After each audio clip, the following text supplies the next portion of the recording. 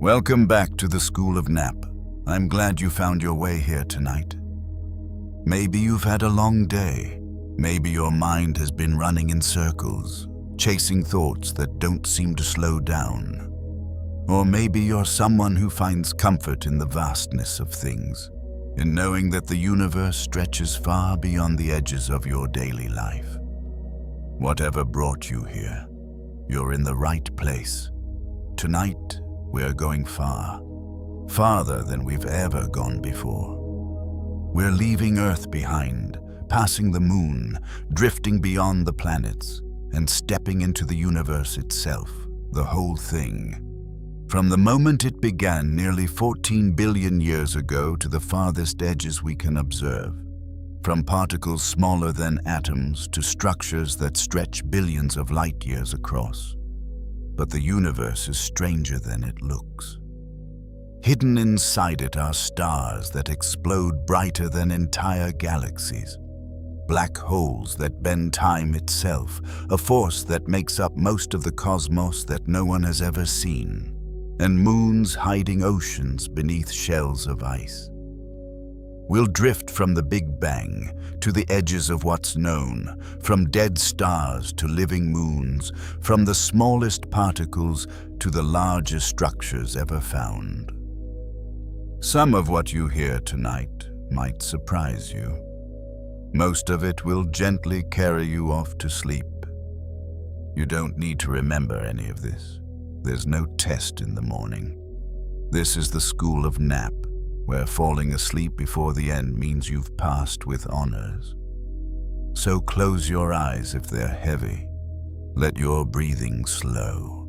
Let the weight of the day fall away, as though gravity itself has loosened its grip on you. Tonight, the universe will do the talking, and all you have to do is listen. And if these calm explorations help you unwind, if they give you a quiet way to end your day, consider subscribing to the channel. It helps others like you find their way here too. One peaceful night at a time. Now, let's begin. The universe is approximately 13.8 billion years old. That number is so large it resists comprehension. So think of it this way. If the entire history of the universe were compressed into a single calendar year, with the Big Bang occurring at midnight on January the 1st, then our solar system wouldn't form until September. Dinosaurs wouldn't appear until Christmas Day.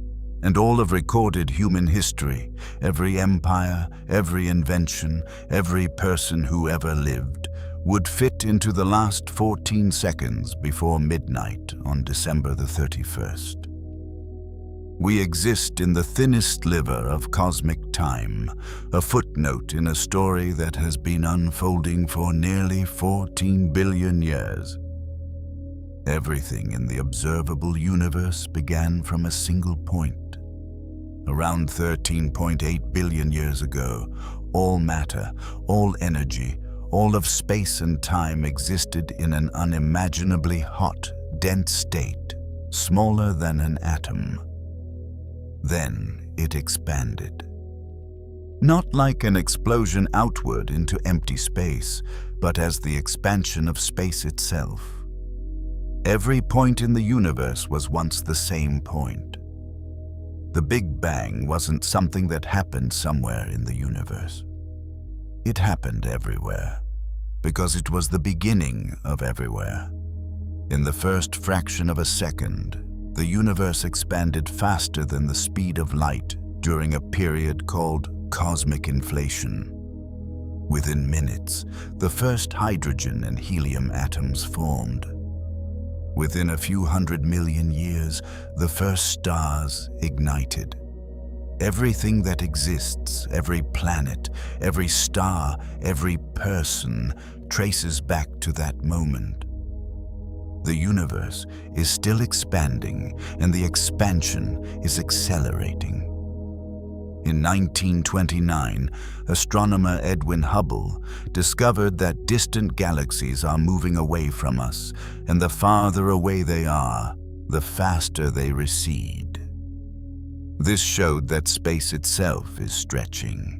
For decades, scientists assumed gravity would eventually slow this expansion.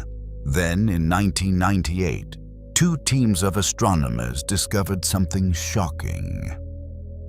The expansion isn't slowing down. It's speeding up. Something is pushing the universe apart faster and faster. Scientists call this force dark energy, and despite being the dominant force in the cosmos, no one knows what it is. It makes up about 68% of the total energy in the universe. The observable universe has a diameter of about 93 billion light-years. A light-year is the distance light travels in 1 year, roughly 6 trillion miles. The observable universe is the portion of the cosmos from which light has had time to reach us since the Big Bang. Because the universe has been expanding as light travels, the actual distance to the edge of what we can see is much larger than 13.8 billion light-years. Objects at the edge of the observable universe are now about 46.5 billion light-years away in every direction. Beyond that boundary, there is more universe, but its light simply hasn't had time to reach us yet. What lies beyond is unknown and may remain so forever. The cosmic microwave background is the oldest light in the universe. About 380,000 years after the Big Bang, the universe cooled enough for atoms to form. Before that, the cosmos was a dense fog of plasma that trapped light. When atoms formed, light was suddenly free to travel. That ancient light has been traveling through space ever since, stretching with the expansion of the universe until it became microwaves. Today, it fills every part of the sky, a faint glow detectable in every direction. It's essentially a baby picture of the universe, showing what conditions looked like just 380,000 years after the beginning. Small variations in this glow, tiny temperature differences, reveal the seeds of every galaxy, star, and planet that would eventually form. The first stars formed about 1 to 200 million years after the Big Bang. These were nothing like our Sun. They were enormous, sometimes hundreds of times more massive, and they burned through their fuel in just a few million years. They were made almost entirely of hydrogen and helium because those were the only elements that existed. When these massive first stars died, they exploded in supernovae that scattered heavier elements into space: carbon, oxygen, iron, the building blocks of planets and life. Every generation of stars that followed was enriched by the death of the generation before it. The atoms in your body were forged in the hearts of stars that died billions of years ago. You are, quite literally, made of stardust. Galaxies began forming within the first billion years of the universe. As matter clumped together under gravity, vast clouds of gas collapsed into rotating disks and irregular shapes. These became the first galaxies, collections of millions or billions of stars bound together by gravity. Early galaxies were smaller and more chaotic than the spirals and ellipticals we see today. Over billions of years, they merged, collided, and grew. Galaxy formation is an ongoing process. Even now, galaxies are crashing into each other, merging their stars and gas into new, larger structures. The universe is not static. It's a place of constant change, even if that change unfolds over timescales too vast for any human life to witness. The Milky Way, our home galaxy, contains between 100 billion and 400 billion stars. It's a barred spiral galaxy, roughly 100,000 light-years across, with a central bar-shaped structure surrounded by spiraling arms of stars, gas, and dust. Our solar system sits about 26,000 light-years from the center, in one of the outer spiral arms called the Orion Arm. The Milky Way is not unusual. It's a fairly average galaxy in a universe that contains at least 2 trillion galaxies. 2 trillion. Each one containing billions of stars, many of those stars hosting their own planets. The sheer number of worlds that exist is beyond calculation. At the center of the Milky Way lies a supermassive black hole called Sagittarius, a star. It has a mass about 4 million times that of our Sun, compressed into a region smaller than our solar system. Despite its enormous gravity, it doesn't threaten Earth. We're far too distant for its pull to affect us directly. Sagittarius. A star is relatively quiet compared to some galactic centers, but it occasionally flares when gas or dust falls too close. In 2022, astronomers captured the first direct image of this black hole, revealing the glowing ring of superheated material swirling around its event horizon. It was only the second black hole ever directly imaged, confirming decades of theoretical predictions. Black holes are regions where gravity is so intense that nothing, not even light, can escape.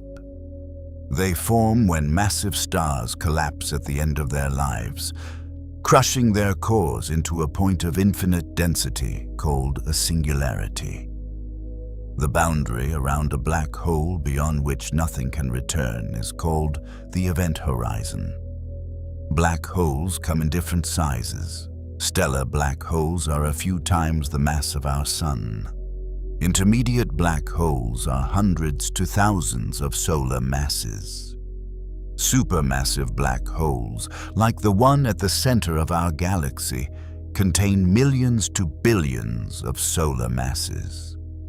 And there may be primordial black holes formed in the chaotic first moments after the Big Bang, smaller than an atom, yet heavier than a mountain. Time behaves differently near a black hole. According to Einstein's theory of general relativity, gravity warps not just space but time. The stronger the gravitational field, the slower time passes relative to a distant observer. Near the event horizon of a black hole, this effect becomes extreme.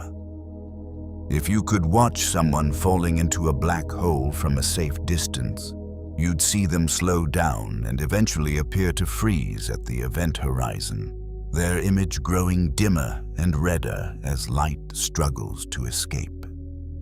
From their perspective, they'd cross the event horizon in a finite amount of time, experiencing nothing unusual at that boundary. But once inside, all paths lead toward the singularity. There is no way out. Inside a black hole, the future literally points inward. Neutron stars are among the densest objects in the universe. When a star between about 8 and 25 times the mass of our Sun explodes in a supernova, its core can collapse into a neutron star, an object only about 12 miles across but containing more mass than our entire Sun. A teaspoon of neutron star material would weigh about 6 billion tons on Earth. Neutron stars spin incredibly fast, some rotating hundreds of times per second. These rapidly spinning neutron stars, called pulsars, emit beams of radiation that sweep across space like cosmic lighthouses. When those beams point toward Earth, we detect regular pulses of radio waves, so precise they were initially mistaken for signals from an intelligent civilization. Some neutron stars, have magnetic fields 1,000,000,000,000 times stronger than Earth's. These are called magnetars, and they are the most powerful magnets in the known universe. A magnetar's magnetic field is so intense that it can distort the shape of atoms, stretching them into long cylinders. If a magnetar were placed halfway between Earth and the Moon, it would erase every credit card on the planet. Magnetars occasionally release enormous bursts of energy called starquakes when their crusts crack under magnetic stress. A single starquake can release more energy in 1/10 of a second than our Sun produces in 100,000 years. These objects are rare, with only about 30 confirmed in our galaxy, but their power is almost incomprehensible. There may be more stars in the universe than grains of sand on every beach on Earth. Estimates suggest there are roughly 200 billion trillion stars, a number written as a 2 followed by 23 zeros.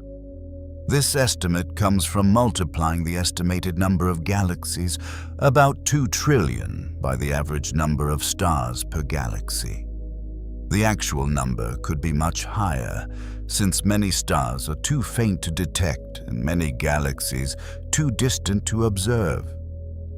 Each of these stars is a nuclear furnace converting hydrogen into helium and radiating energy into space.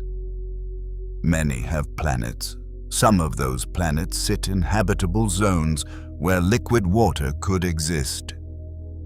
The ingredients for life are scattered across the cosmos in almost unfathomable abundance. Stars are classified by their color and temperature. The hottest stars burn blue-white with surface temperatures exceeding 30,000 degrees. These are massive stars that live fast and die young, sometimes lasting only a few million years. Cooler stars glow red, with surface temperatures around 3,000 degrees. These red dwarfs are the most common stars in the universe, making up about 70% of all stars. They burn their fuel so slowly that some will last for trillions of years, far longer than the current age of the universe. Our Sun is a middle-aged yellow dwarf, about 4.6 billion years old, roughly halfway through its life. In about 5 billion years, it will exhaust its hydrogen fuel, swell into a red giant, and eventually shed its outer layers, leaving behind a dense white dwarf the size of Earth. When massive stars die, they can create the heaviest elements in the universe. During a supernova, the collapsing core generates temperatures and pressures so extreme that atoms are fused into elements heavier than iron, gold, platinum, uranium, and more. For decades, supernovae were thought to be the primary source of these heavy elements. But in 2017, astronomers detected gravitational waves from 2 neutron stars colliding, and the aftermath revealed that this single collision produced about 10 Earth masses worth of gold and platinum. Neutron-star mergers may actually be the dominant source of the universe's heaviest elements. The gold in any ring or necklace was likely forged in the violent collision of 2 dead stars, billions of years before our solar system existed. Supernovae can briefly outshine entire galaxies. When a massive star explodes, the energy released in just a few weeks can equal the total energy output of a galaxy containing billions of stars. The light from a supernova can be visible across billions of light years. In our own galaxy, the last supernova visible to the naked eye occurred in 1604, observed by Johannes Kepler. Before that, Tycho Brahe recorded one in 1572. Statistically, the Milky Way should produce about 2 supernovae per century, but many are hidden by dust clouds that block visible light. The next nearby supernova could happen tomorrow or in 1,000 years. When it does, it will be one of the most spectacular events in recorded history. A new star appearing in the sky bright enough to see in daylight.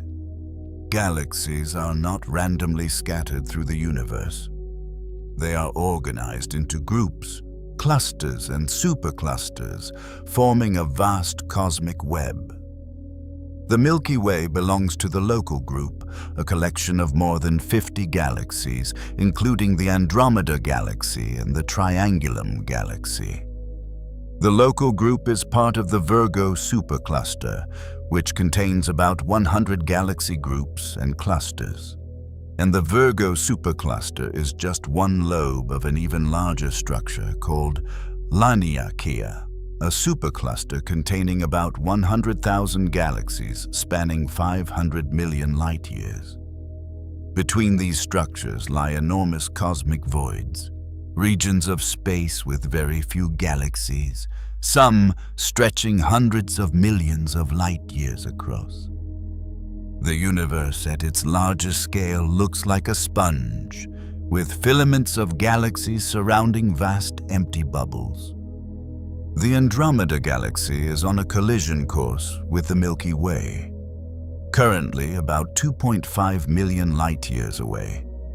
Andromeda is approaching us at about 70 miles per second. In roughly 4 to 5 billion years, the two galaxies will begin merging. The collision will unfold over hundreds of millions of years, reshaping both galaxies into a new, larger elliptical galaxy, sometimes called Milkomeda. Despite the dramatic name, individual stars are so far apart that direct collisions between them are extremely unlikely. The night sky will change dramatically, though. Andromeda's spiral will grow larger and larger until it dominates the heavens, eventually merging with our own stars in a slow, gravitational dance. By that time, our sun will be nearing the end of its life, so no humans will witness it. But the event is already inevitable, written into the motions of two galaxies falling toward each other across millions of light-years. Dark matter makes up about 27% of the universe, yet no one has ever directly detected it. Its existence is inferred from its gravitational effects. Galaxies rotate too fast for the visible matter they contain to hold them together. Without something providing extra gravity, stars at the edges of galaxies would fly off into space. That something is dark matter, an invisible substance that interacts with gravity but not with light. It doesn't emit, absorb, or reflect any electromagnetic radiation. Mapping its distribution shows that dark matter forms a scaffolding throughout the universe, with galaxies forming along its densest concentrations. Despite decades of experiments using underground detectors, particle accelerators, and space-based observatories, dark matter particles have never been directly observed. We know it's there because of what it does, but we don't know what it is. Together, dark matter and dark energy make up about 95% of the universe. Ordinary matter, the atoms that make up stars, planets, and people, accounts for only about 5% of the total energy content of the cosmos. Everything you've ever seen, touched, or measured is a tiny fraction of what exists. The rest is invisible and mysterious. Dark matter provides the gravitational framework for structure. Dark energy drives the accelerating expansion of space. The universe is overwhelmingly made of things we cannot see and do not understand. This is not a failure of science. It's a frontier. The most abundant things in the cosmos remain among the least understood, And solving these mysteries is one of the great challenges of modern physics. Light from distant galaxies tells us about the past. Because light travels at a finite speed, looking at distant objects means looking back in time. When you see a star 100 light years away, you're seeing it as it was 100 years ago. The most distant galaxies we've observed are over 13 billion light years away, meaning their light has been traveling since the universe was less than 1 billion years old. The James Webb Space Telescope, launched in late 2021, has captured images of some of the earliest galaxies ever seen, revealing that galaxy formation began sooner and more vigorously than expected. Every telescope is a time machine. The farther it looks, the deeper into the past it sees. The speed of light is the ultimate speed limit in the universe. In a vacuum, light travels at approximately 186,000 miles per second, or about 670 million miles per hour. According to Einstein's special theory of relativity, nothing with mass can reach or exceed this speed. As an object approaches the speed of light, its mass effectively increases, requiring more and more energy to accelerate further. Reaching the speed of light would require infinite energy. This speed limit has profound consequences for space travel and communication. A signal sent to Mars takes between 4 and 24 minutes to arrive, depending on orbital positions. A signal sent to the nearest star would take over 4 years. The vast distances of the universe, combined with this cosmic speed limit, mean that most of the cosmos is forever beyond our physical reach. Space is not completely empty. Even in the void between stars, there are about 1 to 2 atoms per cubic centimeter, mostly hydrogen. In the space between galaxies, this drops to about 1 atom per cubic meter. This intergalactic medium is incredibly thin, far emptier than the best vacuum we can create on Earth, but it's not nothing. It contains traces of gas, dust, and even magnetic fields. Cosmic rays, high-energy particles from supernovae, and other violent events zip through intergalactic space at nearly the speed of light. Space also contains the cosmic microwave background radiation, neutrinos left over from the Big Bang, and gravitational waves rippling through the fabric of space-time.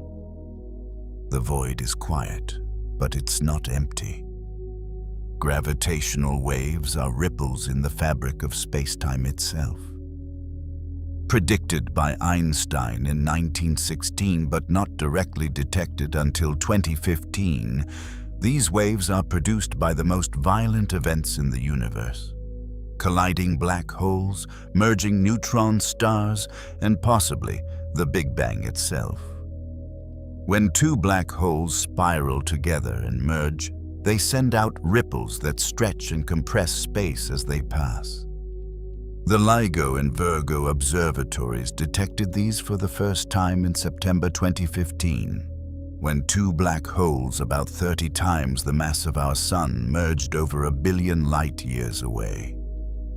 The distortion they measured was incredibly tiny, smaller than 1/10,000th the diameter of a proton. Yet it confirmed a century-old prediction and opened an entirely new way to observe the universe. The universe may contain more than 1 dimension of time and more than 3 dimensions of space. String theory, one of the leading candidates for a unified theory of physics, requires 10 or 11 dimensions to work mathematically. In this framework, the extra dimensions are curled up so tightly that they're invisible at everyday scales. Other theories propose that our entire three-dimensional universe may be a membrane floating in a higher dimensional space.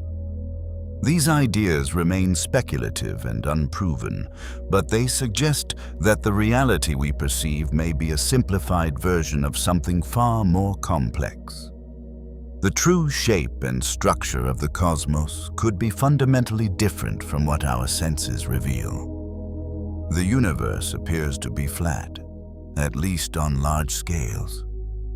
When cosmologists talk about the shape of the universe, they're referring to its geometry. A flat universe means that parallel lines stay parallel forever, and the angles of a triangle add up to exactly 180 degrees.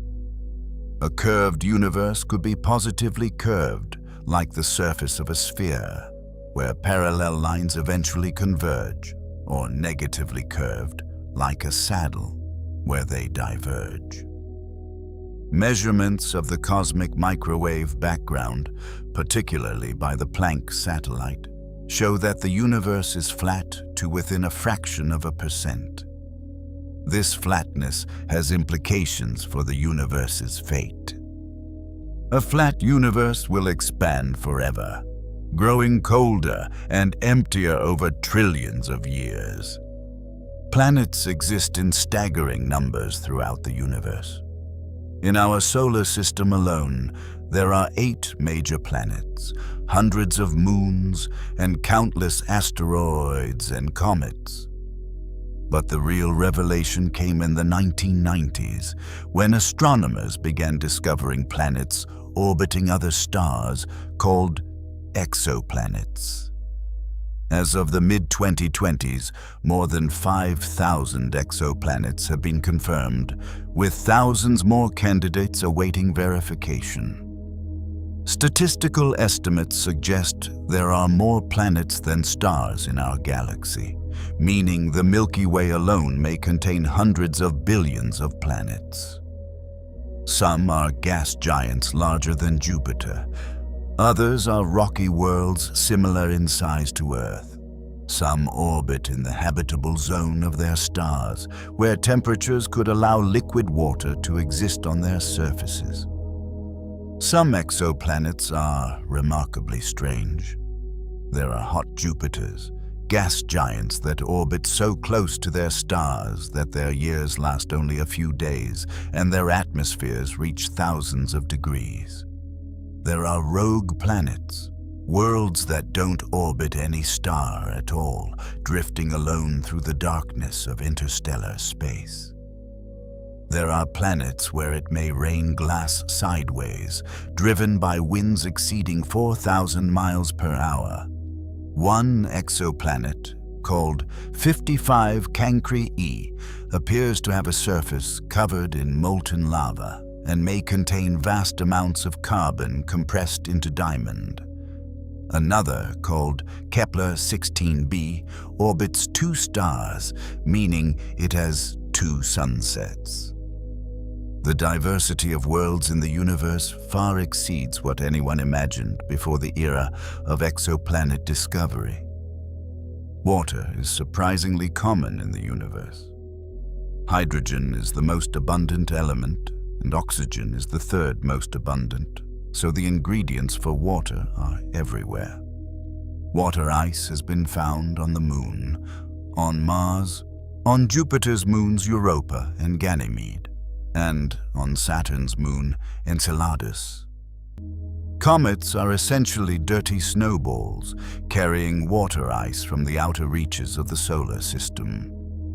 Water vapor has been detected in the atmospheres of exoplanets and in giant molecular clouds where new stars are forming.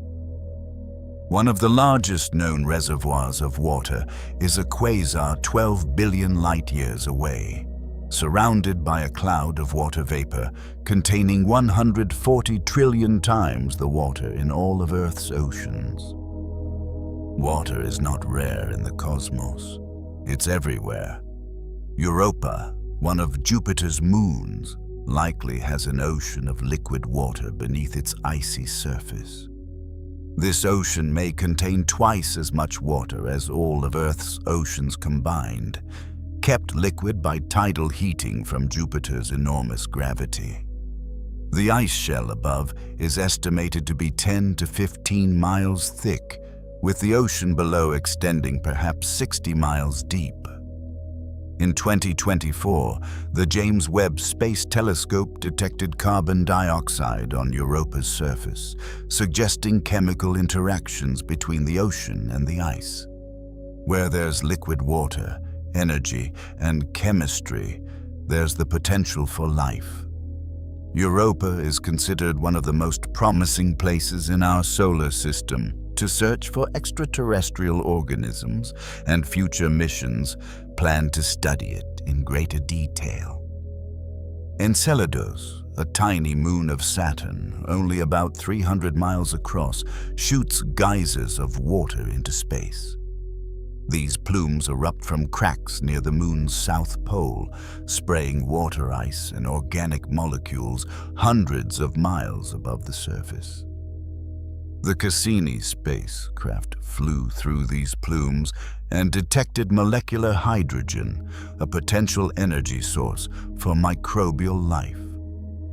Like Europa, Enceladus has a subsurface ocean beneath its icy shell, heated by tidal forces from Saturn. The presence of liquid water, organic chemistry, and an energy source makes Enceladus another top candidate in the search for life beyond Earth. This tiny, unassuming moon may harbor conditions suitable for living organisms right now, hidden beneath a shell of ice in the cold outer reaches of our solar system. The ingredients for life are scattered throughout the cosmos. Amino acids, the building blocks of proteins, have been found in meteorites that fell to Earth and in interstellar gas clouds. Sugars necessary for DNA have been detected in meteorites as well. Complex organic molecules exist in the atmospheres of distant planets and in the disks of gas and dust around young stars. The chemistry of life is not unique to Earth. It appears to be a natural consequence of the elements and conditions found throughout the universe. Whether this chemistry has led to life elsewhere remains unknown, but the raw materials are abundant. The universe is not hostile to life. It's practically littered with the ingredients. The Drake equation is a framework for estimating the number of active, communicative civilizations in our galaxy. Proposed by astronomer Frank Drake in 1961, it multiplies together factors like the rate of star formation, the fraction of stars with planets, the fraction of planets where life develops, and the fraction of life that becomes intelligent and technological. Depending on the values assigned to these factors, the result ranges from just one us to millions of civilizations in the Milky Way alone. The equation doesn't give a definitive answer.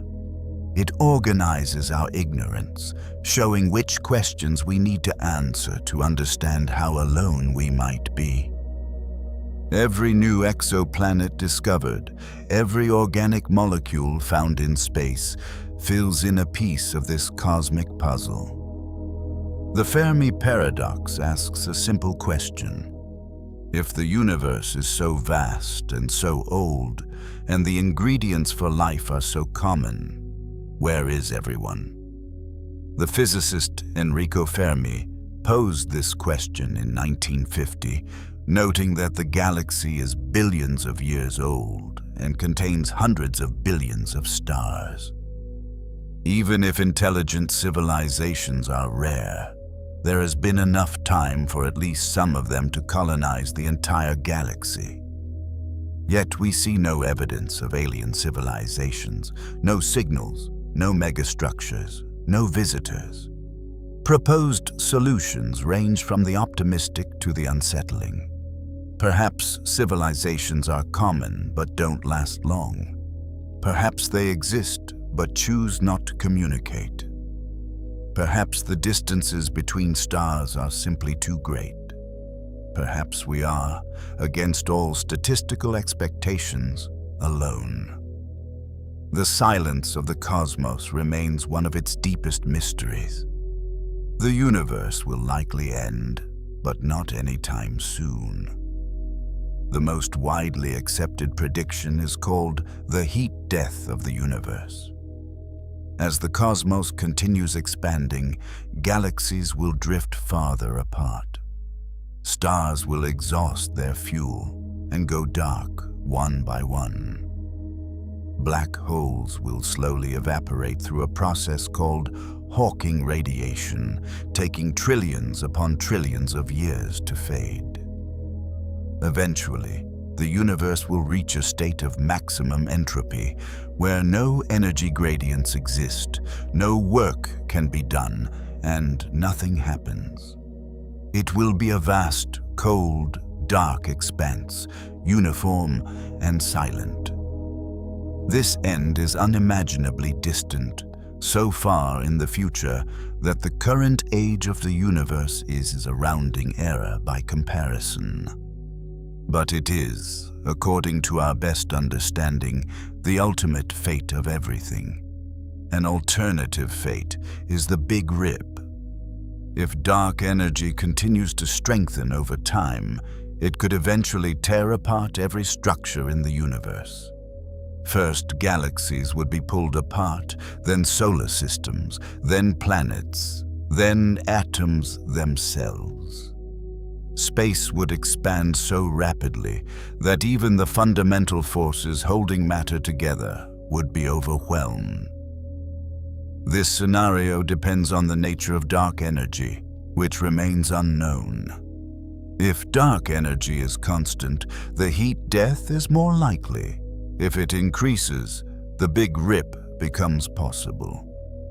Either way, the end of the universe is not a dramatic explosion, but a gradual dissolution, the slow fading of everything into nothing. Before the universe ends, our own sun will die. In about 5 billion years, the sun will exhaust the hydrogen in its core and begin fusing helium. It will expand enormously, becoming a red giant large enough to engulf Mercury, Venus, and possibly Earth. The outer layers will eventually drift away, forming a glowing cloud called a planetary nebula, while the core shrinks into a white dwarf, a dense remnant about the size of Earth, but with the mass of the Sun. This white dwarf will slowly cool over billions of years, eventually fading to a cold, dark object called a black dwarf. No black dwarfs exist yet, because the universe isn't old enough for any white dwarf to have cooled completely. The first black dwarfs won't appear for trillions of years. A teaspoon of a white dwarf would weigh about 15 tons. White dwarfs are the remnants of stars like our sun. Incredibly dense objects where the mass of a star is compressed into a volume similar to Earth. They no longer generate energy through fusion. They simply radiate away their stored heat, glowing faintly white and then yellow and then red over billions of years. Some white dwarfs have surfaces made of crystallized carbon, essentially enormous diamonds the size of planets. In 2004, astronomers discovered a white dwarf in the constellation Centaurus that appeared to be a 10 billion trillion carat diamond. It was named Lucy after the Beatles song. The largest known star, Stephenson 218, has a radius roughly 2,150 times that of our Sun. If placed at the center of our solar system, its surface would extend beyond the orbit of Saturn. This red supergiant is located about 19,000 light-years away in the constellation Scutum. Despite its enormous size, it's not the most massive star. The most massive known star is R136A1, located in the Large Magellanic Cloud, a satellite galaxy of the Milky Way. It contains about 215 times the mass of our Sun and shines millions of times brighter. Massive stars like this burn through their fuel incredibly quickly and will end their lives in spectacular supernovae within a few million years. Some stars pulsate, changing in brightness over regular cycles. These variable stars expand and contract like a heartbeat. Cepheid variables, named after the star Delta Cephei, have a special property. The time it takes them to complete one cycle of brightening and dimming is directly related to their true brightness. By measuring how bright a Cepheid appears from Earth and comparing it to its actual brightness determined by its pulsation period, astronomers can calculate its distance. This technique was crucial in proving that the Andromeda Galaxy was a separate galaxy beyond the Milky Way, and it remains one of the most important tools for measuring cosmic distances. The heartbeat of a star, regular and predictable, helped reveal the true scale of the universe. The Hubble Space Telescope has been orbiting Earth since 1990, transforming our understanding of the cosmos.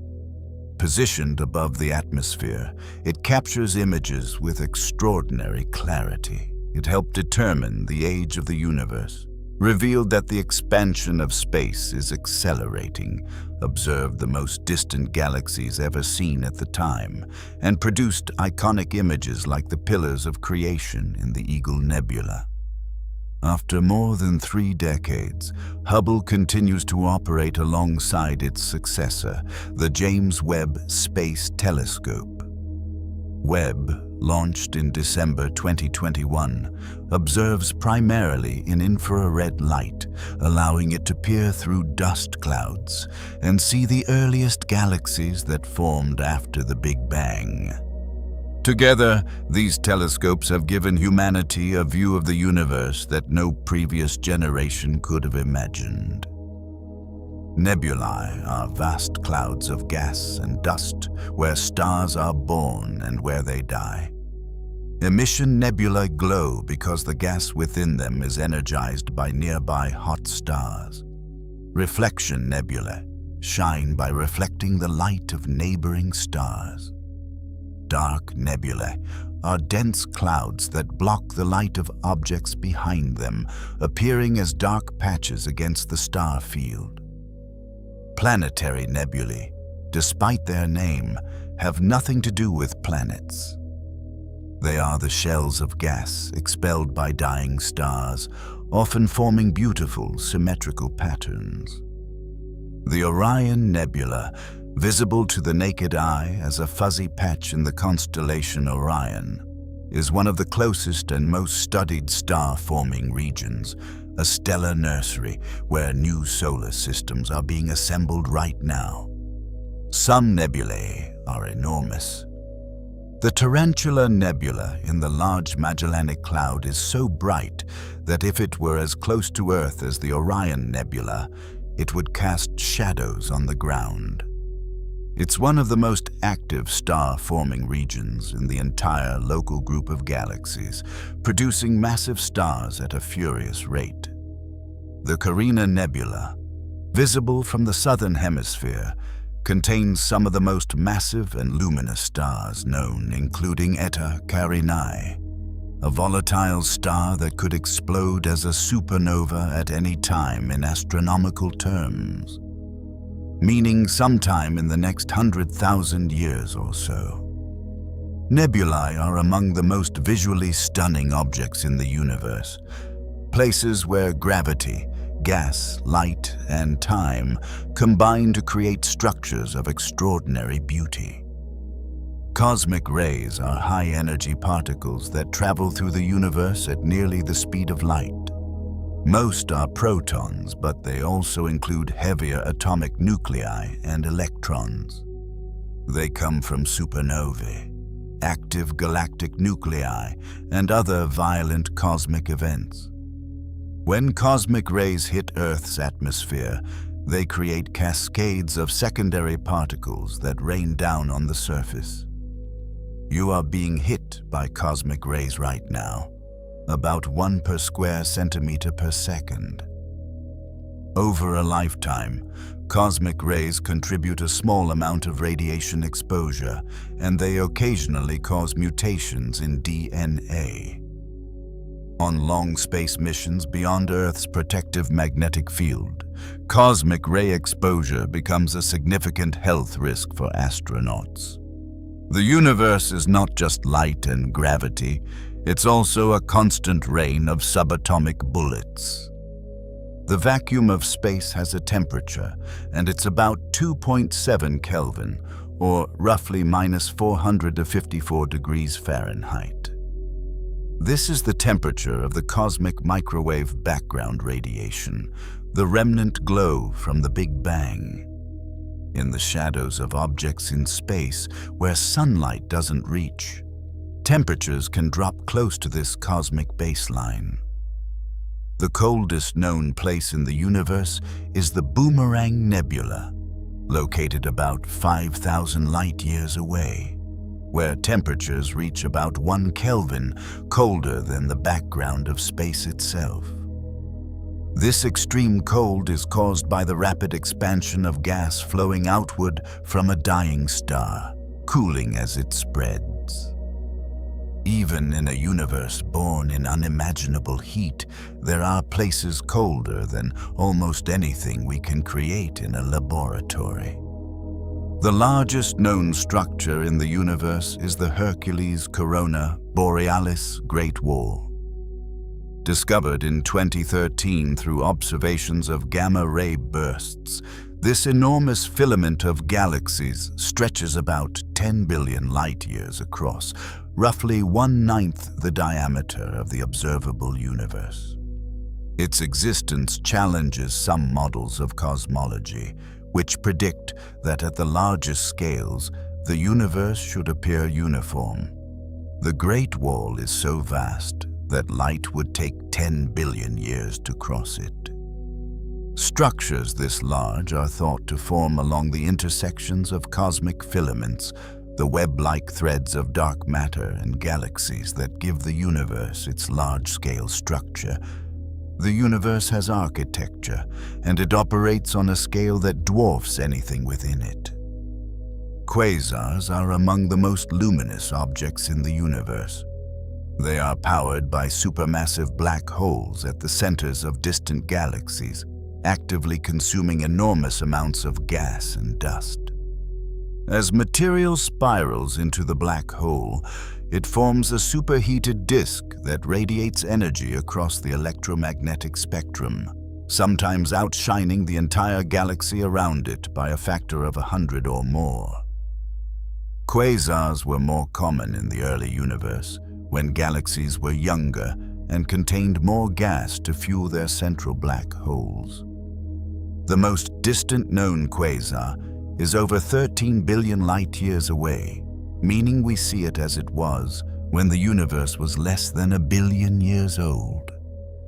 Quasars are cosmic beacons, visible across vast distances, lighting up the early universe like searchlights in the fog of deep time.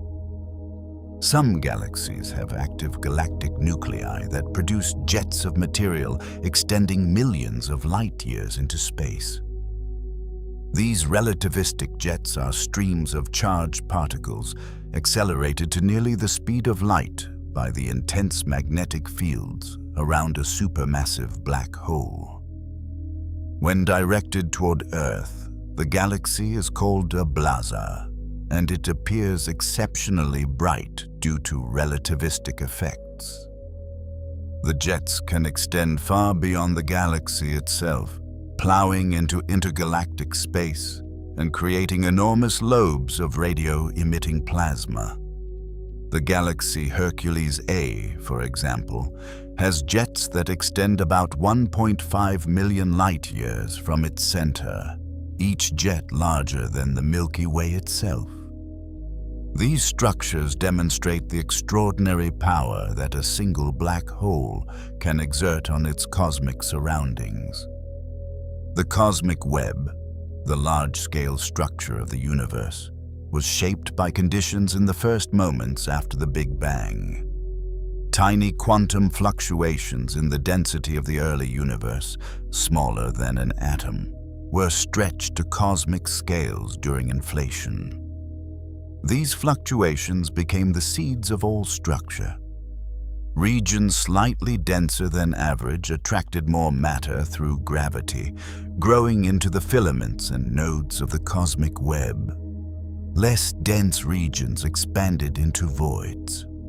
Over billions of years, this process produced the universe we see today, a network of galaxy clusters and filaments surrounding vast, empty spaces. The large-scale structure of the cosmos was determined by quantum randomness in the first trillionth of a second after the Big Bang. Everything vast was once vanishingly small. Antimatter is identical to normal matter except with opposite charge. For every type of particle, there exists an antiparticle. When matter and antimatter meet, they annihilate each other, converting their mass entirely into energy. The Big Bang should have produced equal amounts of matter and antimatter, which should have annihilated each other completely, leaving a universe of pure energy and no matter at all. But obviously, matter exists. Something caused a slight imbalance, roughly one extra particle of matter for every billion matter-antimatter pairs. That tiny surplus became everything, every star, every planet, every living thing. Why the universe favors matter over antimatter is one of the deepest unsolved problems in physics. Our existence depends on an asymmetry we cannot yet explain.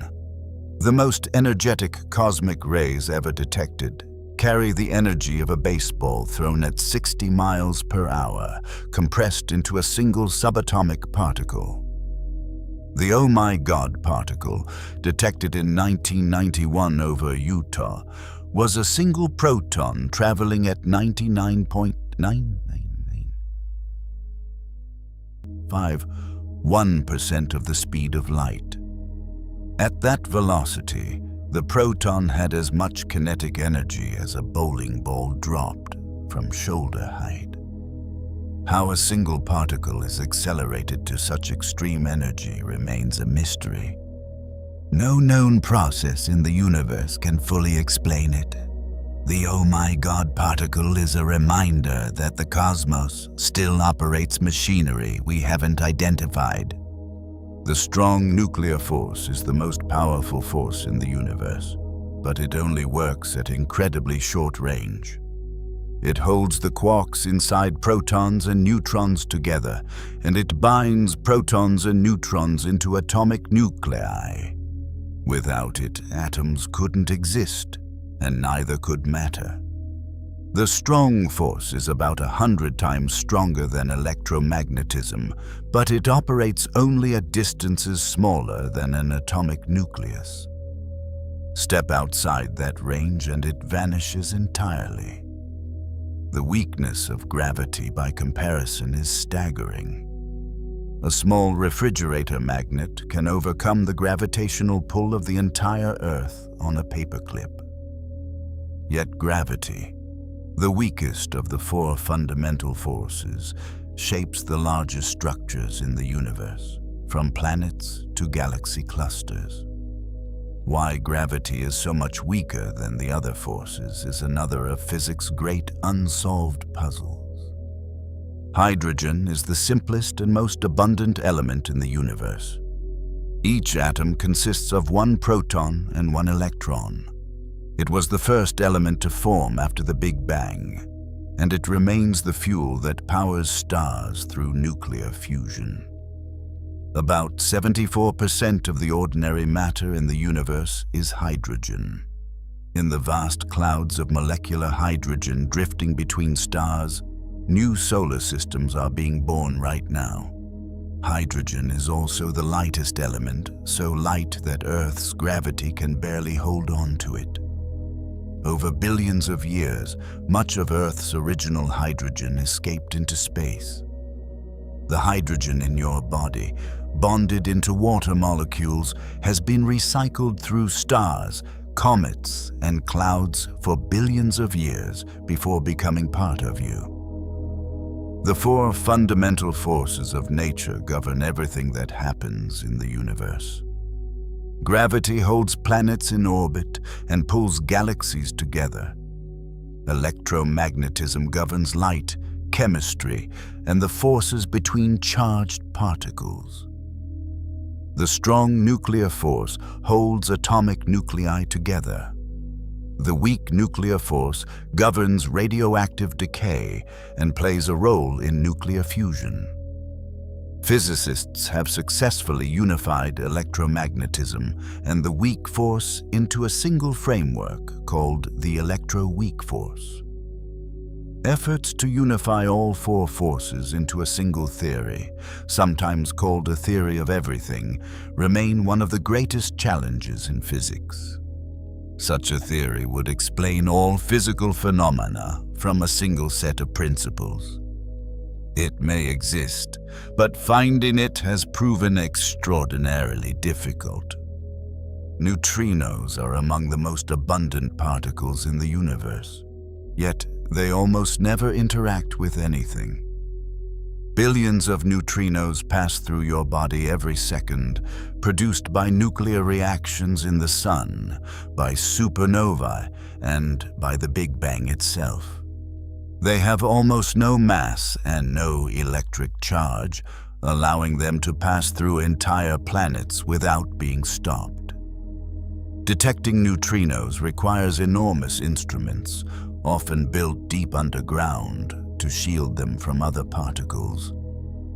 The Ice Cube Neutrino Observatory at the South Pole uses a cubic kilometer of Antarctic ice as its detector.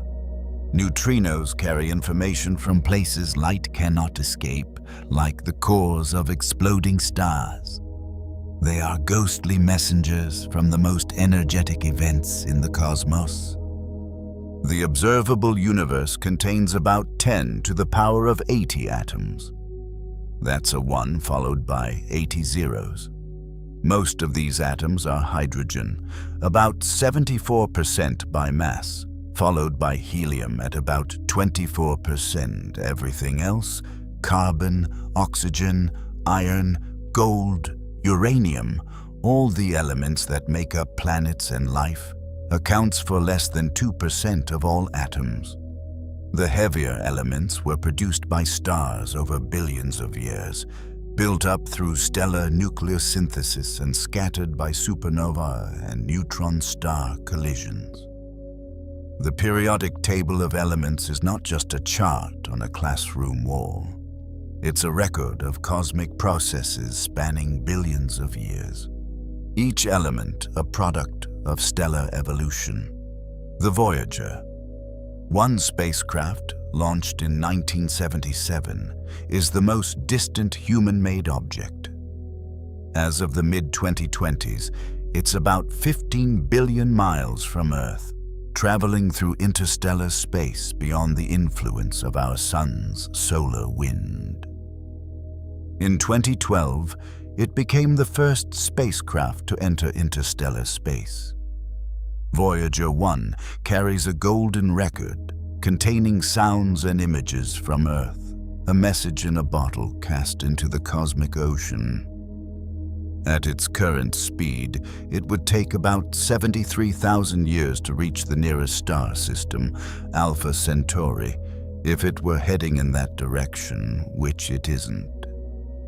Voyager's journey illustrates both humanity's ambition and the humbling scale of space. Our farthest explorer has barely left the front porch.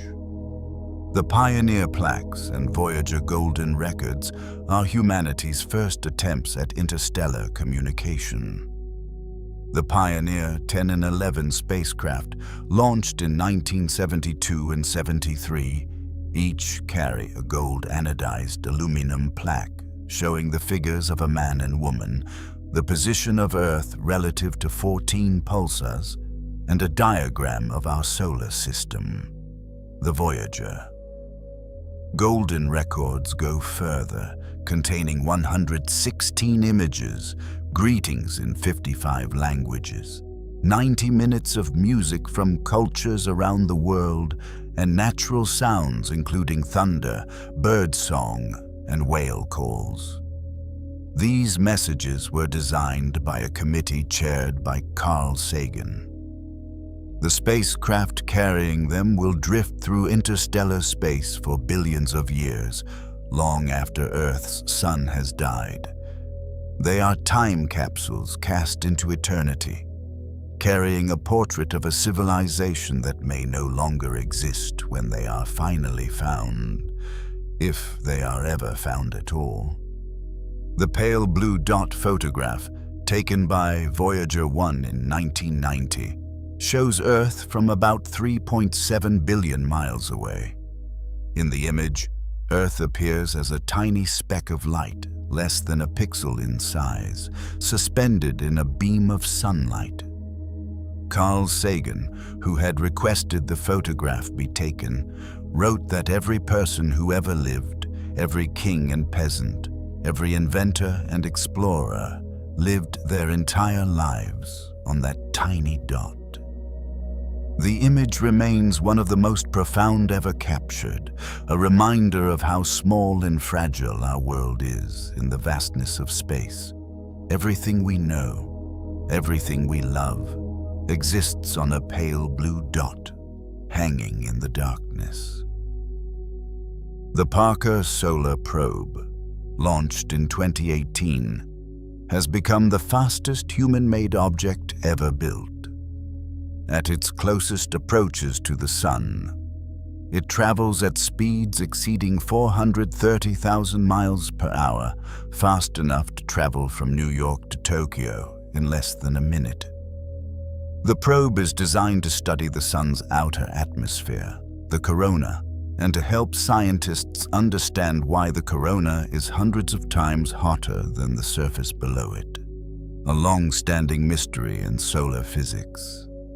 A heat shield made of carbon composite protects the instruments from temperatures reaching nearly 2,500 degrees Fahrenheit. The probe will continue making closer and closer passes of the Sun through 2025, venturing where no spacecraft has gone before. The Moon is slowly drifting away from Earth at a rate of about 1.5 inches per year. This is caused by tidal interactions between the two bodies.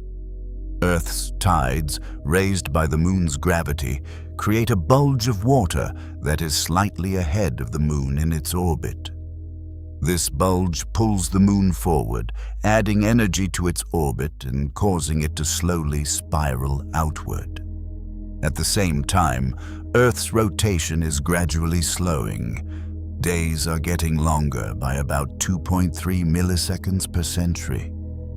600 million years ago, a day on Earth lasted only about 21 hours. In the far future, the Moon will be so distant that total solar eclipses will no longer be possible because the Moon will be too small in the sky to fully cover the Sun.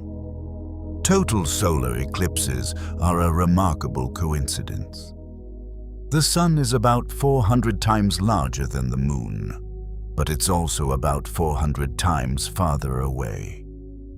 This means they appear almost exactly the same size in Earth's sky, allowing the Moon to perfectly cover the Sun during a total eclipse.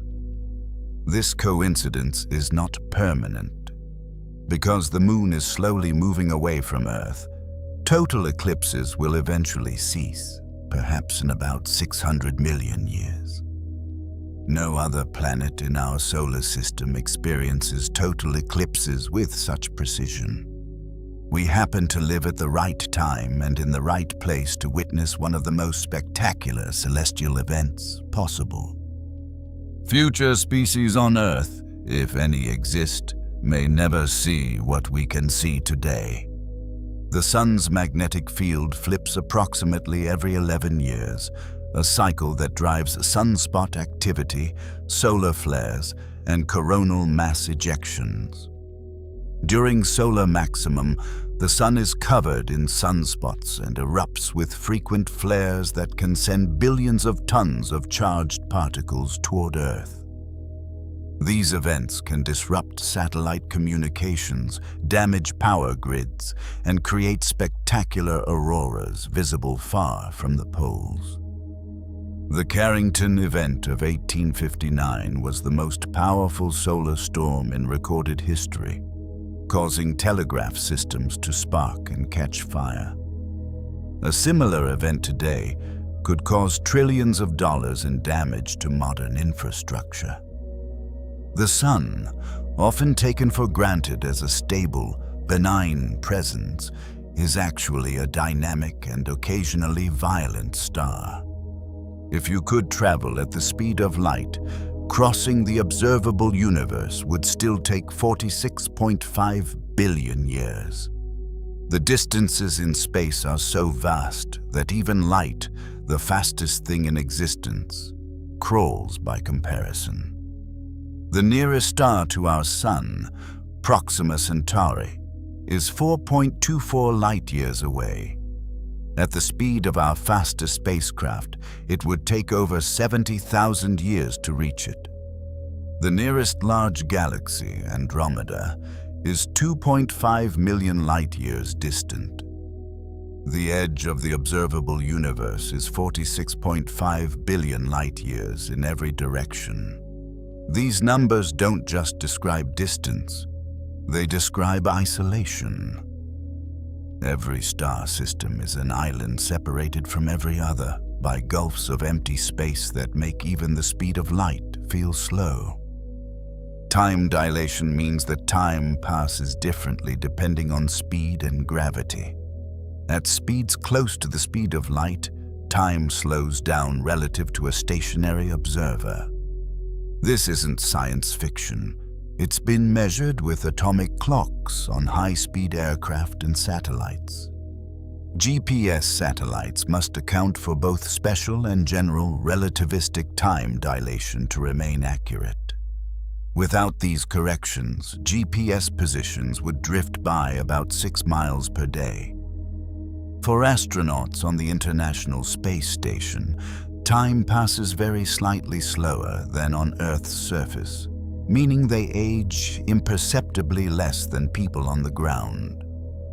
The effect is tiny at current human speeds, but at a significant fraction of the speed of light, it becomes dramatic. A traveler moving at 90% of the speed of light would experience time passing at about half the rate of someone stationary. Space travel is also time travel. The International Space Station orbits Earth at about 17,500 miles per hour, circling the planet roughly every 90 minutes. Astronauts aboard experience 16 sunrises and 16 sunsets every day. The station has been continuously occupied since November 2000, making it the longest uninterrupted human presence in space. It orbits at an altitude of roughly 250 miles, low enough to be visible from the ground as a bright point of light moving across the sky. The ISS is a collaboration between 5 space agencies and 15 countries, one of the most complex engineering projects ever built. It's a reminder that humans can cooperate on extraordinary ventures, even when divided on so much else. The Kuiper Belt extends beyond Neptune, a vast ring of icy bodies left over from the formation of the solar system. It contains hundreds of thousands of objects larger than 60 miles across and probably trillions of smaller ones. Pluto, once classified as the 9th planet, is the most famous Kuiper Belt object. Others include Eris, Makemake, and Haumea, all dwarf planets in their own right. Beyond the Kuiper belt lies the Oort cloud, a theoretical sphere of icy bodies extending up to 2 light-years from the Sun, roughly halfway to the nearest star. Long-period comets, those with orbits lasting thousands of years, are thought to originate from the Oort cloud, knocked inward by the gravitational nudges of passing stars. Our solar system is much larger than the orbits of its planets suggest. Saturn's rings are made mostly of water ice, with particle sizes ranging from grains of sand to chunks as large as houses. Despite their impressive appearance, the rings are remarkably thin, typically only about 30 feet thick relative to their span of over 170,000 miles.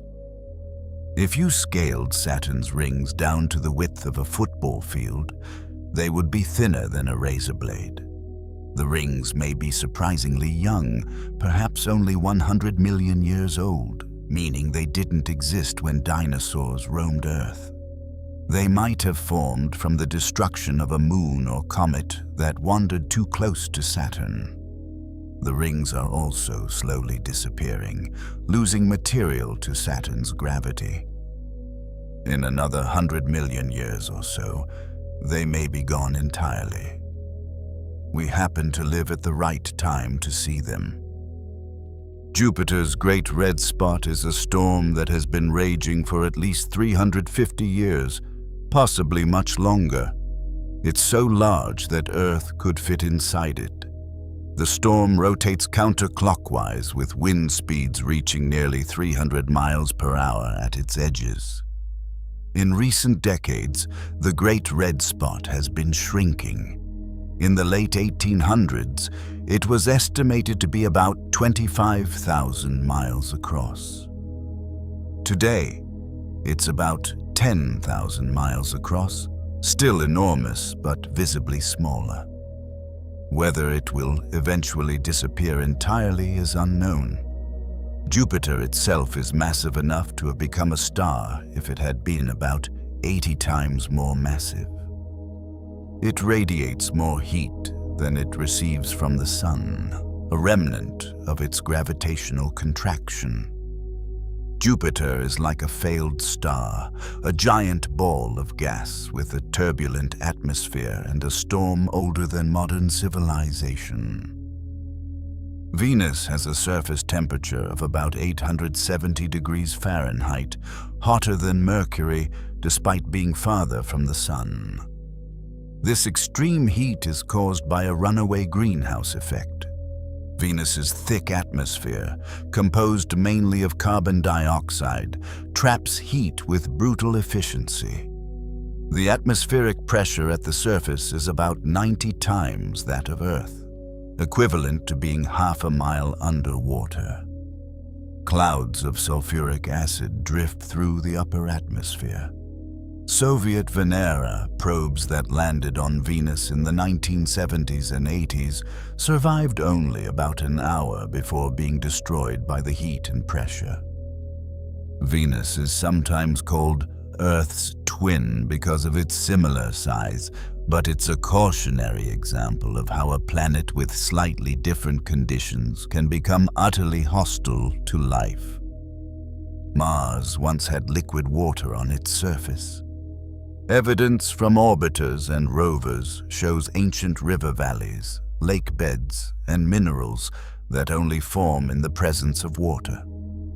The Curiosity and Perseverance rovers have found sedimentary rocks and chemical signatures consistent with a wetter, warmer past. About 3 to 4 billion years ago, Mars may have had a thicker atmosphere and conditions suitable for liquid water to flow. What happened is a story of planetary loss. Mars is smaller than Earth, and its core cooled faster, shutting down its magnetic field. Without a magnetic field, the solar wind stripped away the atmosphere over hundreds of millions of years. As the atmosphere thinned, temperatures dropped and the water froze or evaporated into space. Mars went from potentially habitable to the cold, dry desert we see today. Titan, Saturn's largest moon, is the only moon in our solar system with a thick atmosphere. Its atmosphere is denser than Earth's, composed mostly of nitrogen with traces of methane. The surface is hidden beneath an orange haze of organic compounds. Beneath this haze, the Cassini-Huygens mission revealed a world of methane lakes, rivers, and rain. A complete liquid cycle similar to Earth's water cycle, but with methane and ethane instead of water. Titan's surface temperature is about -290 degrees Fahrenheit, far too cold for liquid water on the surface. But beneath its ice crust, there may be a subsurface ocean of liquid water. Titan is a strange and fascinating world, a cold echo of early Earth, with its own weather, its own seas, and its own chemistry waiting to be explored. The Sun loses about 4 million tons of mass every second through nuclear fusion. In its core, hydrogen atoms are fused into helium at temperatures of about 27 million degrees Fahrenheit. This process converts a small amount of mass directly into energy, following Einstein's famous equation E = mc².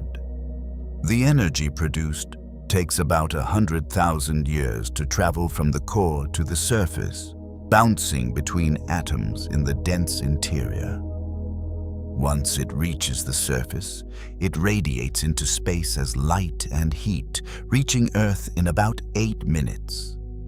Despite losing millions of tons per second, the Sun is so massive that it has enough fuel to continue burning for another 5 billion years.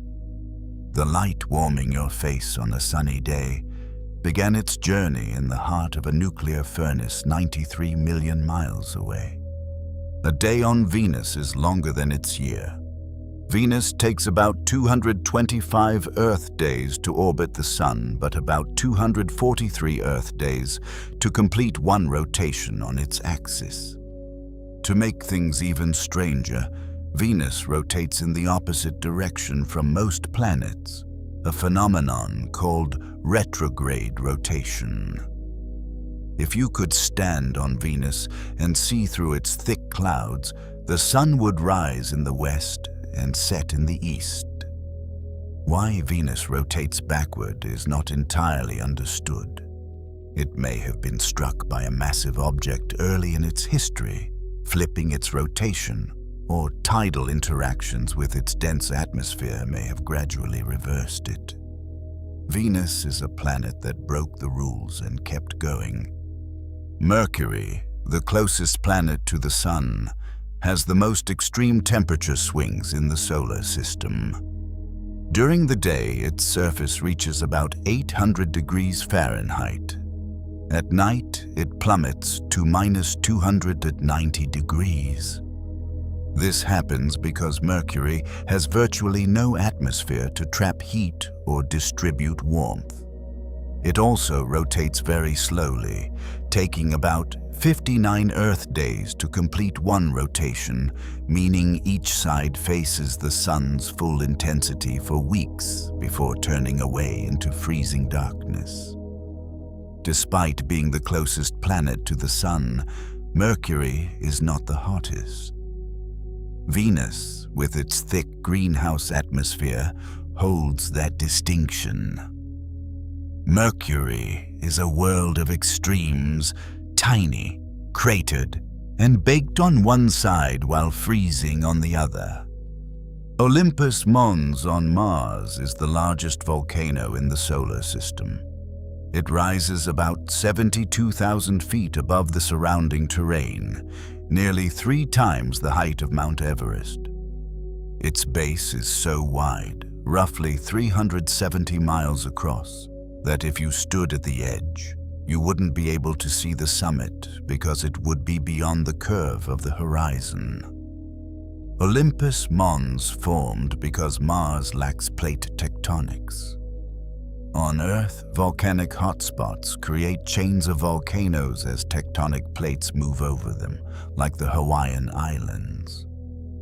On Mars, the plate stayed still, allowing lava to pile up in one place for hundreds of millions of years. The result is a single, colossal mountain that dwarfs anything on Earth. The asteroid belt between Mars and Jupiter contains millions of rocky bodies, but it's mostly empty space. If you flew through it, you'd be unlikely to see a single asteroid with the naked eye.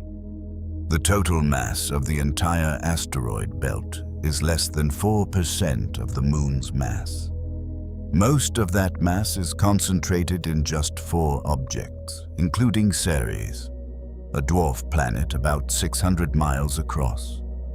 The asteroid belt exists because Jupiter's powerful gravity prevented the material there from coalescing into a planet during the solar system's formation. Instead of becoming a world, the asteroids remain scattered fragments, leftover building materials from a construction project that was never completed. Io, the innermost of Jupiter's large moons, is the most volcanically active body in the solar system. Its surface is covered with hundreds of active volcanoes, some erupting plumes of sulfur and sulfur dioxide hundreds of miles into space. The volcanic activity is driven by intense tidal heating. Jupiter's enormous gravity, combined with the gravitational pull of neighboring moons Europa and Ganymede, flexes Io's interior, generating tremendous heat. The surface is constantly being reshaped by lava flows, giving Io a young, colorful appearance, bright yellows, oranges, and blacks painted by sulfur compounds. There are no impact craters visible on Io because the volcanic activity resurfaces the moon faster than craters can accumulate. It's a world turned inside out by gravity. The cosmic distance ladder is the series of techniques astronomers use to measure distances in the universe. No single method works at all scales, so they are linked together like rungs on a ladder. For nearby objects, parallax measures the apparent shift of a star against the background as Earth orbits the Sun. For more distant stars, standard candles like Cepheid variables provide a brightness reference. For galaxies beyond the reach of individual stars, Type 1, a supernova, serve as bright as standard candles. At the largest scales, the redshift of galaxies, the stretching of their light by the expansion of space, provides distance estimates. Each rung depends on the one below it, and errors in one step propagate upward. Measuring the universe is a chain of careful observations, each link essential to understanding how far away everything truly is. Redshift reveals that the universe is expanding. When a light source moves away from an observer, its light is stretched to longer wavelengths, shifting toward the red end of the spectrum. The faster it recedes, the greater the shift. Edwin Hubble's discovery that more distant galaxies have greater redshifts led to Hubble's law and the realization that space is expanding uniformly. The most distant objects we can see have extreme redshifts. Their light stretched so much that what was once ultraviolet has shifted into infrared. Redshift is measured as a number. A redshift of 1 means the universe has doubled in size since that light was emitted. The most distant galaxies observed by the James Webb Space Telescope have redshifts above 13, meaning their light was emitted when the universe was less than 400 million years old. Redshift is the universe's ruler and clock combined. The Hubble Deep Field images are among the most important photographs ever taken. In 1995, astronomers pointed the Hubble Space Telescope at a tiny, seemingly empty patch of sky, about the size of a grain of sand, held at arm's length, and let it collect light for 10 consecutive days. The result revealed thousands of galaxies in that tiny speck of sky, some of them among the most distant ever observed. The image showed that the universe is far more populated than anyone had imagined. Every direction you look, even the emptiest seeming patches of sky, is filled with galaxies stretching back to the edge of the observable universe. Subsequent deep field observations, including those by the James Webb Space Telescope, have pushed even deeper, revealing galaxies that formed when the universe was only a few 100 million years old. The universe has no center. Because the Big Bang wasn't an explosion in space, but an expansion of space itself. Every point in the universe was once the same point. As space expanded, every location moved away from every other location. From any galaxy's perspective, all other galaxies appear to be receding. This creates the illusion that you're at the center, but the same illusion exists everywhere. The universe is like the surface of a balloon being inflated. Every dot on the balloon moves away from every other dot, but no single dot is the center. The center of the expansion isn't a place in space. It's a moment in time. The Big Bang itself, which happened everywhere simultaneously. The Planck length is the smallest meaningful measurement of distance, roughly 1.6 times 10 to the negative 35 meters. Below this scale, our current understanding of physics breaks down. Space and time may not be continuous at this level, but may instead have a grainy quantum structure. The Planck time, about 5.4 times 10 to the negative 44 seconds, is the time it takes light to travel one Planck length. These are the natural units of the universe, set by the fundamental constants of nature.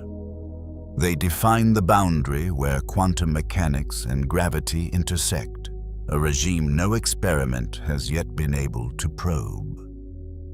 The smallest scales of the universe may hold the keys to its deepest mysteries. The multiverse is a concept suggesting that our universe may be one of many. Several theories in physics point to this possibility.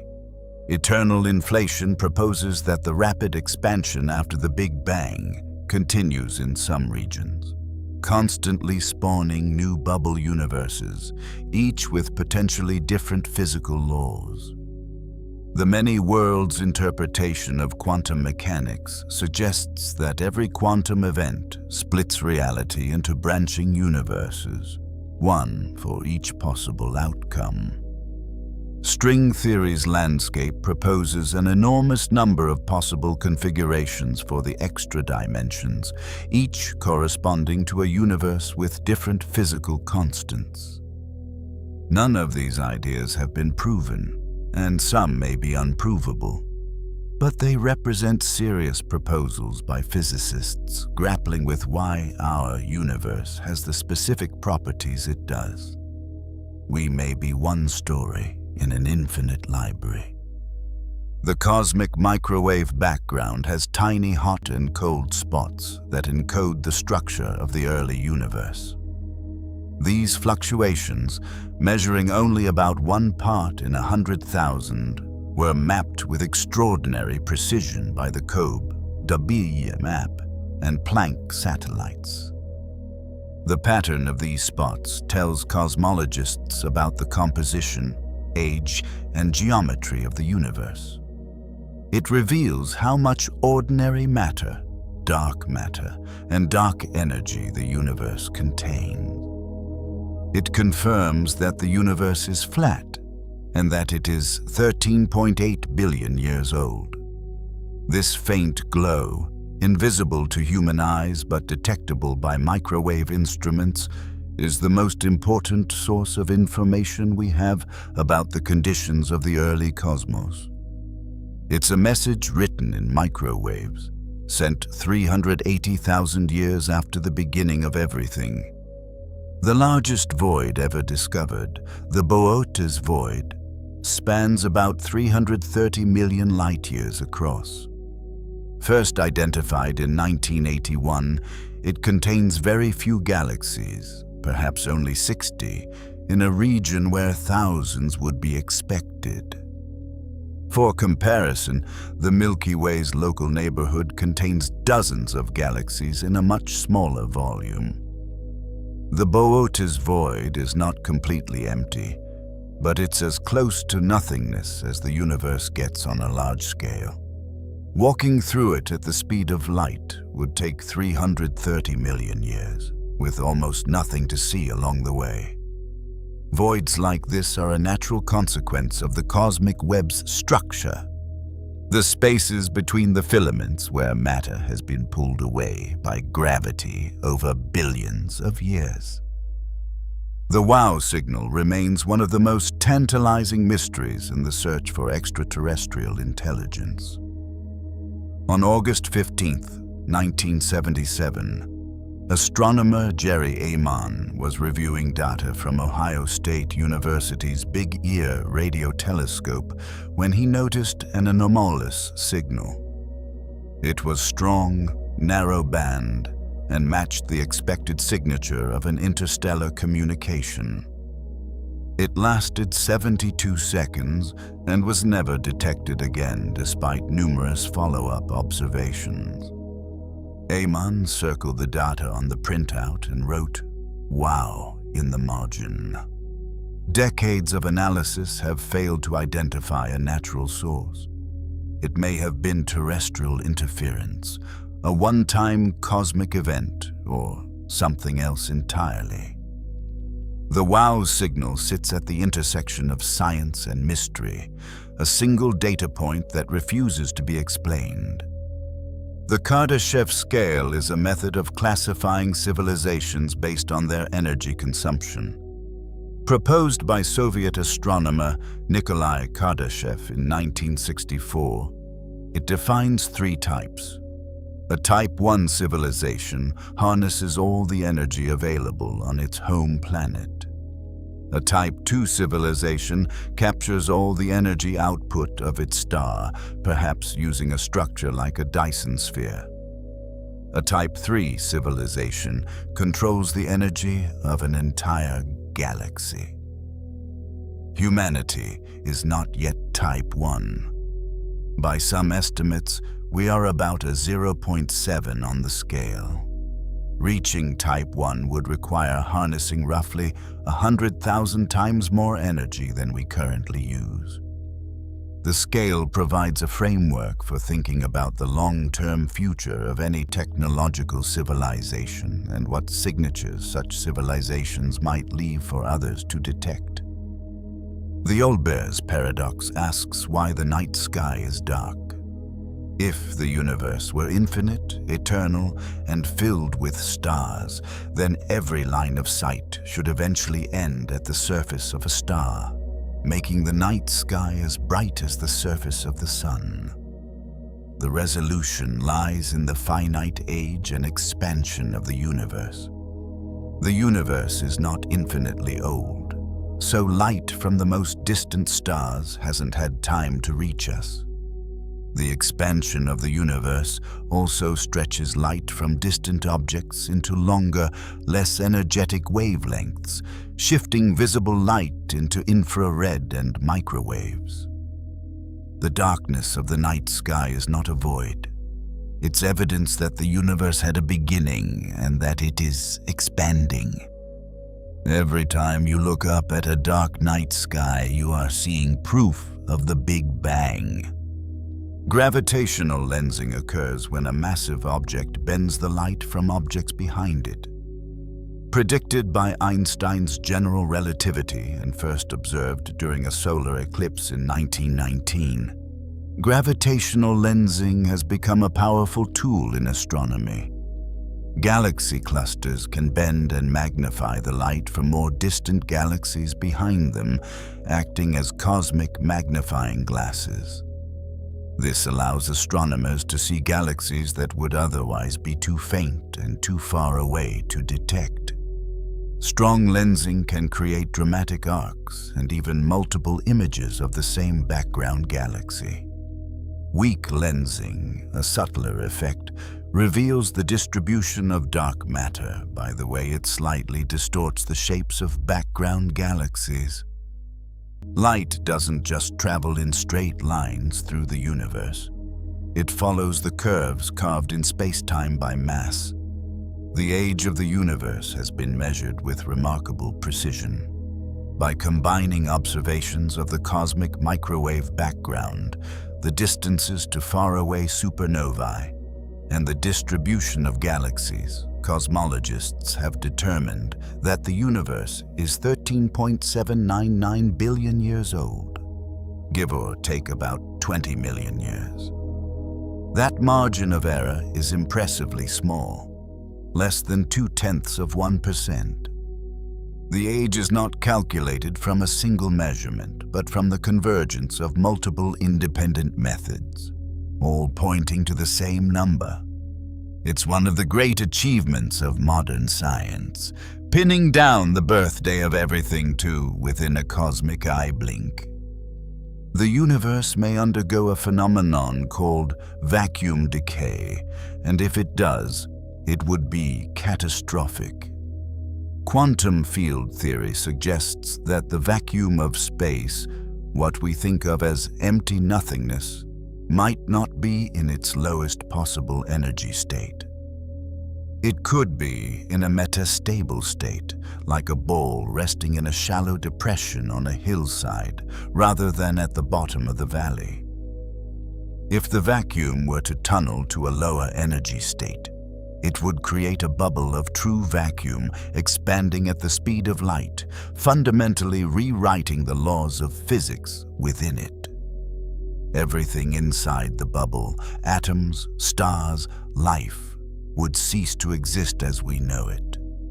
There would be no warning because the bubble's edge travels at light speed.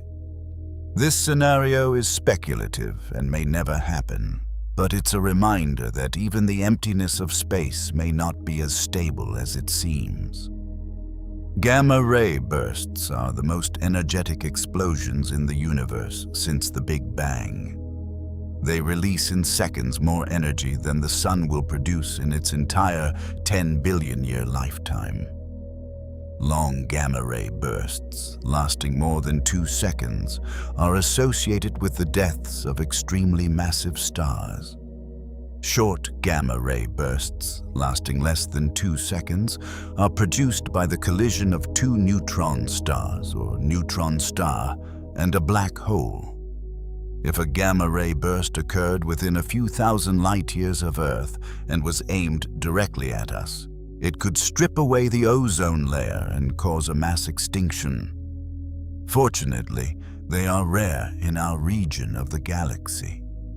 These bursts are so powerful that they can be detected from billions of light-years away. Momentary flashes of destruction that briefly outshine everything else in the observable universe. The concept of space-time unifies space and time into a single 4-dimensional framework. Before Einstein, space and time were considered separate and absolute.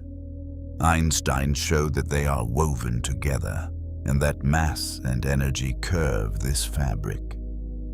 A massive object like the Sun creates a dip in space-time, and objects moving through that curved space follow paths that we perceive as gravity.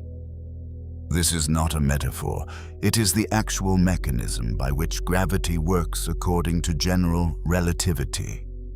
Space-time can be stretched by gravitational waves, warped by black holes, and expanded by dark energy. The stage on which the universe performs is not rigid or fixed. It bends, stretches, and grows. Space and time are not a backdrop. They are part of the show. And now, as we come to the end of our journey through the universe, consider this.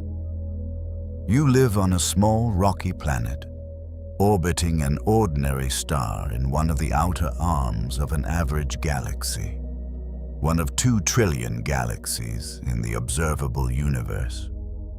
The atoms in your body were forged inside stars that exploded billions of years before you were born.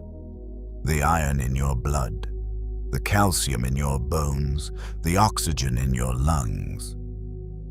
All of it was cooked in stellar furnaces and scattered across space by supernovae. You are not separate from the universe. You are the universe, a small part of it that became complex enough to wonder about the rest. Tonight, as you rest, the universe continues its work. Stars are being born in nebulae you will never see. Black holes are merging in galaxies billions of light years away, sending gravitational waves rippling through space-time. Light that left distant galaxies before Earth even existed is still traveling, still carrying its message across the void.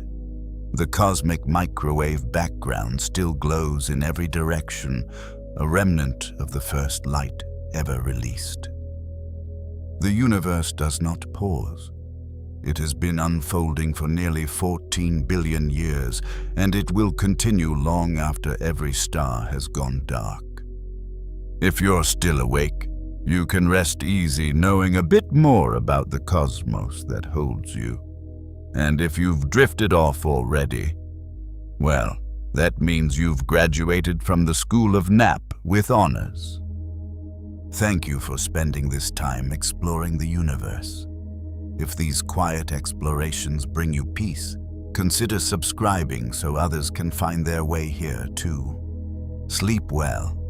Dream of galaxies, if you like, of nebulae and neutron stars and the silent spaces between them, or dream of nothing at all. Either way, rest easy knowing that the universe will still be here, expanding slowly, creating and destroying, ancient and patient when you wake. Good night.